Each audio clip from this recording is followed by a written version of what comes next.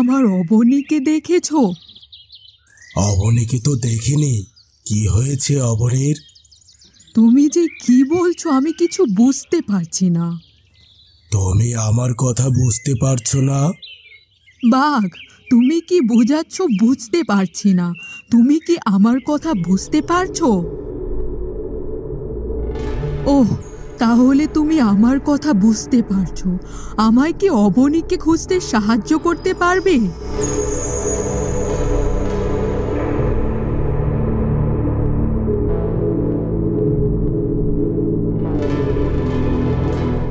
বাঘ, এটা তুমি আমায় কোথায় নিয়ে এলে? চটপট পটপট মটাস, কটমট মটমট পটাস। বাঘ, আমায় তুমি কোথায় নিয়ে এলে? কে ইনি মন্ত্র পড়ছে? শুনছেন বাবা, আমরা একজনকে খুঁজছি। কাকে খুঁজছিস? আর কি এত প্রয়োজন যে তোরা আমার কাছে চলে এলি? অবনীকে খুঁজছি। কে অবনী? আপনি কি বাঘের ভাষা বোঝেন? এমন কোনো প্রাণী নেই যার ভাষা আমি বুঝি না। বাবা, দয়া করে আমার মেয়েটিকে খুঁজে দেন। তোর মেয়ের কি হয়েছে?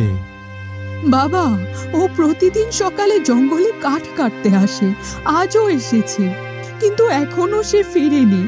ওরে কোথাও খুঁজে পেলাম না। দাঁড়া, আমি দেখছি।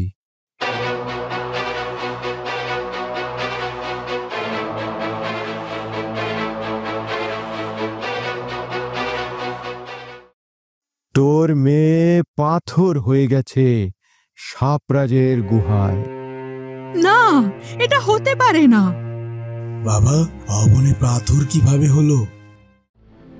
তুই জানিস না, সাপরাজের চোখের দিকে যে তাকায় সে পাথর হয়ে যায়। অবনী সেখানে কেন গেল? আসলেই তো, অবনী সেখানে কেন গেল? নিজের বাবাকে সুস্থ করতে সাপরাজের মণি আনতে গিয়েছিল অবনী। এ তুই কি করলি রে মা? আমাদের জন্য কেন এত ভাবিস তুই? ওরে বোকা, কাঁদিস না, কাঁদিস না। কাঁদলে কি অবনী তোর কাছে ফিরে আসবে? বাবা, কিভাবে আমি অবনীকে পাথর থেকে মানুষ করতে পারবো? অবনীকে এই বন্দিদশা থেকে বাঁচানোর কি কোনো উপায় নাই? না, কোনো উপায় নেই। কোনো কি উপায় নেই? সাপরাজ নিজে যদি চায় তাহলেই অবনীর মুক্তি হবে। আমি সাপরাজের কাছে যাব, সাপরাজকে অনুরোধ করব আমার মেয়েকে বন্দি থেকে মুক্তি দিতে। যতটা সহজ ভাবছিস ততটাও সহজ নয়। সাপরাজ অবধি পৌঁছাতে পারিস কিনা তাই সন্দেহ। হা হা হা হা হা হা। আর যদি পৌঁছাতে পারিসও, সাপরাজ বন্দিকে মুক্তি দিবে না, কারণ তাহলে তার এই শক্তি সারা জীবনের মতো তার থেকে চলে যাবে। সাপরাজের কোন শক্তি চলে যাবে? চোখ দিয়ে পাথর বানানোর শক্তি চলে যাবে। তার চোখের দিকে কেউ তাকালে আর কখনো কেউ পাথর হবে না। তাহলে কি করব বাবা? এখানে আমার কিছুই করার নেই রে মা। মেয়েটা সেই কখন বের হলো, এখনো যে ফিরলো না। চম্পা তাকে খুঁজতে গিয়ে সেও ফিরছে না। হায় হায় হায় হায়, না জানি ওদের আবার কোনো বিপদ হলো না তো? কেন গেলি রে মা? এখন আমি তোকে বাঁচাবো কি করে?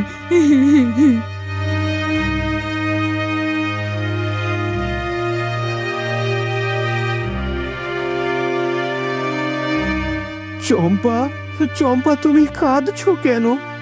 আমার অবনী কোথায়?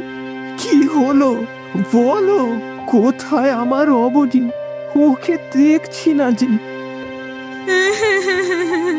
অবনী আর ফিরবে না, ও যে পাথর হয়ে গেছে। কি উল্টো পাল্টা বলছো চম্পা? আমি সত্যি বলছি।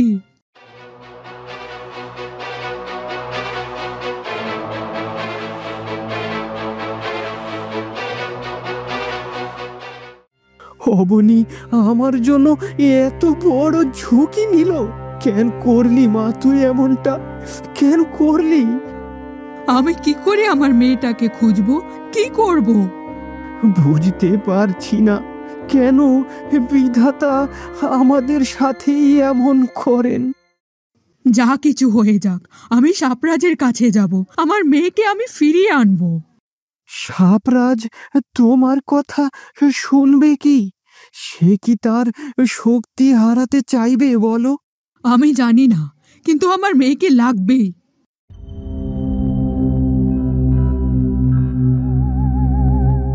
কে তুমি মেয়ে? পাথর অবস্থায়ও তোমার রূপ যে আমায় মোহনীয় করছে। তুমি যদি মণি চুরি করতে না আসতে, তোমায় শাস্তি দিতে চাইতাম না আমি। কেন করলে তুমি এমনটা? কেনই বা আমার চোখের দিকে তাকালে? এইটা আপনি কি করলেন সাপরাজ? কি করেছি আমি? আজ অমাবস্যার প্রহর আপনি কেন মানব রূপ নিলেন? এক অসম্ভব সুন্দর মানবীকে সাপ রূপে দেখে মন যে ভরছে না, তাই মানব রূপ নিলাম। তুমি এখন যাও। আপনি ভুল করছেন, রূপের মোহে পড়ে আপনি ভুল করছেন। আপনি তো জানেন এই মেয়েটি মনই চুরি করতে এসেছে। সে বলেছে তার বাবার জন্যই সে এই কাজটি করেছে। তাহলে তো এটার অপরাধ থাকে না, তাই না? বাবা মায়ের জন্য সব করা যায়। আপনি ভুল করছেন, ভুল থেকে দয়া করে বের হন। এই মেয়ে মনি চুরি করতেই এসেছে, আর ধরা পড়ে এখন নাটক সাজিয়েছে। বেরিয়ে যাও এখান থেকে। হে ভুবন মোহিনী, আমি কখনো কারো মায়ায় পড়িনি। তুমি আমায় তোমার মায়ায় কিভাবে আবদ্ধ করলে? সাপরাজ, আমি চোর নই। আমি নিজের বাবাকে সুস্থ করার জন্য আপনার অনুমতি ছাড়া আপনার গুহায় প্রবেশ করেছি। দয়া করে ক্ষমা করবেন। তুমি কি জানো, তোমার কণ্ঠ এখনো আমার কানে বাজছে। তোমার কণ্ঠ আমায় তোমার কাছে টানছে। তোমার শরীরে যে নীলচে দাগ, এই দাগগুলি দেখলে চাঁদের কথা মনে পড়ে যায়। জানো তো মেয়ে, চাঁদেরও কলঙ্ক থাকে, যেমনটা তোমার রয়েছে। তুমি চিন্তা করো না, আমি সাপরাজের কাছে যাব। অবনীকে সাথে করেই নিয়ে তবেই ফিরবো। এটা এক মায়ের প্রতিজ্ঞা। তুমি আমার অবনীকে ফিরিয়ে আনতে পারবে? দেখো, ঠিক ফিরিয়ে আনবো।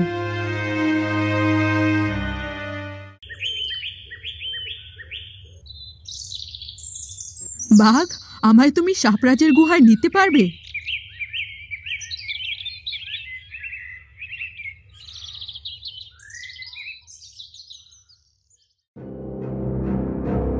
সাপরাজের গুহায় কোনো পাহারা নেই কেন? তাই তো। বাঘ, চলো গুহার ভেতরে যাই।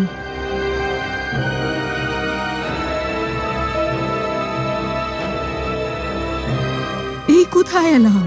এখানে তো কোনো সাপ নেই। সেটাই তো, আমার জানা মতে এটাই সাপরাজের গুহা। বাঘ, চলো আমরা পুরো গুহা ঘুরে দেখি, অবনীকে পাই কিনা।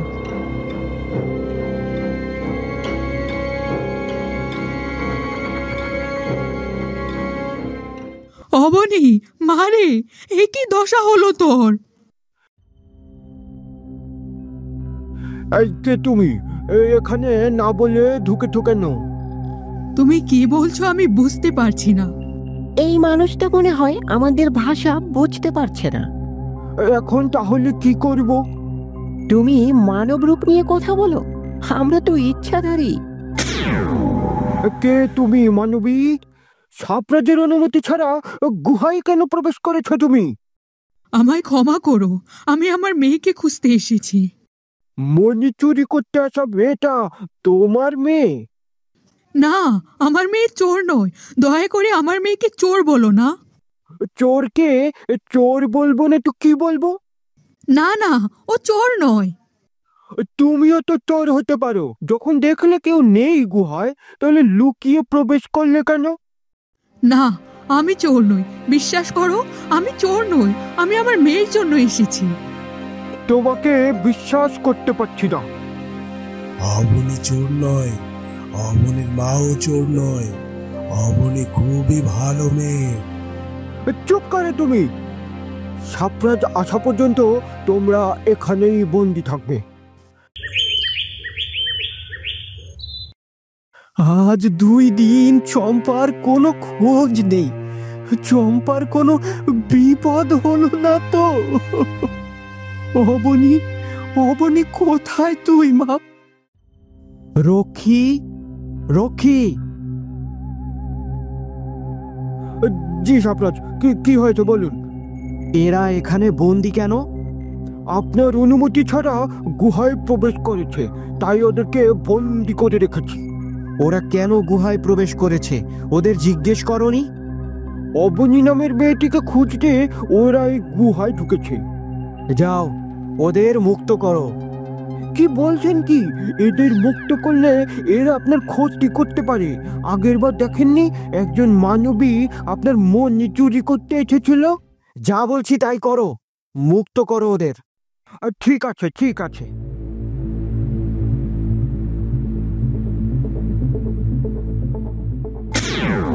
সাপরাজ, দয়া করে আমার মেয়েকে মুক্ত করে দেন। অবনী কি তোমার মেয়ে? জি সাপরাজ, অবনী আমার মেয়ে। আমার চোখের দিকে তাকিও না, তুমিও পাথর হয়ে যাবে। আমার মেয়ে কোনো দোষ নেই। অবনী ওর বাবাকে বাঁচাতে আপনার মনি নিতে এসেছে। দয়া করে ওকে আপনি ক্ষমা করে দেন। সাপ্রাজ, সাপ্রাজ, এরা সব মিথ্যেবাদী। আপনি একবার শুধু আদেশ করুন, আমরা সবাই মিলে তাদেরকে বিষ বলে মেরে ফেলবো। রক্ষী, তোমরা সবাই এখন এখান থেকে যাও। সাপ্রাজ নিজেকে বিপদের মুখে ফেলছে। উনি এখন তা বুঝতে পারছেন না। সময় হলে ঠিকই বুঝবে। আস্তে কথা বলো। সাপরাজ একবার শুনলে জানে মেরে ফেলবে। নিজেকে সংযত করো। আমায় নিয়ে কারা কথা বলে ফিসফিস করে? না সাপ্রাজ, আপনাকে নিয়ে নয়, বাকি সব প্রহরী সাপকে কড়া পাহারায় থাকতে বলেছি। ঠিক মতো পাহারা দাও। ঠিক আছে, ঠিক আছে। বাঘ, তুমি বলো, অবনীর মা কি সত্যি বলছে? অবনীর মা সত্যি বলছে, আর অবনীও খুব ভালো মেয়ে।